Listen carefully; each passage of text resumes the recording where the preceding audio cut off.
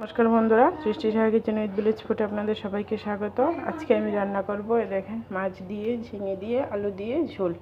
কড়াইতে তেল দিয়ে দিচ্ছি। এখন মাছগুলোকে লবণ হলুদ মেখে দিয়ে দেব। মাছগুলোতে লবণ হলুদ মেখে নিচ্ছি, এখন দিয়ে দিচ্ছি। দেখুন মাছগুলো ভাজিয়ে গেছে, এখন নামিয়ে নেব। মাছগুলো নামিয়ে নেওয়ার পর কড়াইতে তেল দিয়ে দিচ্ছি। এখন দিয়ে দিচ্ছি মেথি। এবার দিয়ে দিচ্ছি আলুগুলো। এখন আলুগুলোতে লবণ দিয়ে দিচ্ছি। আলুগুলোকে লবণ দিয়ে ভালো করে ভেজে নেব।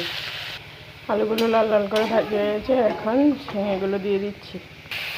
ঝিঙেগুলোতে দিয়ে দিচ্ছি লবণ আর দিয়ে দিচ্ছি হলুদ। ভালো করে নাড়াচাড়া দিয়ে দিয়েছি। এখন মশলাগুলোকে বেটে নেব। নিয়ে নিচ্ছি কাঁচা লঙ্কা আর ধনে। দেখুন ঝিঙেগুলো মজে গেছে। এখন দিয়ে দিচ্ছি মশলাটাকে দিয়ে ভালো করে নাড়াচাড়া দিয়ে সাঁতরিয়ে নেব মশলাটাকে। মশলাটা ভালো করে সাঁতরিয়ে গেছে। এখন দিয়ে দেবো জল। দিয়ে দিচ্ছি একটু চিনি, দিয়ে দিচ্ছি মাছগুলো।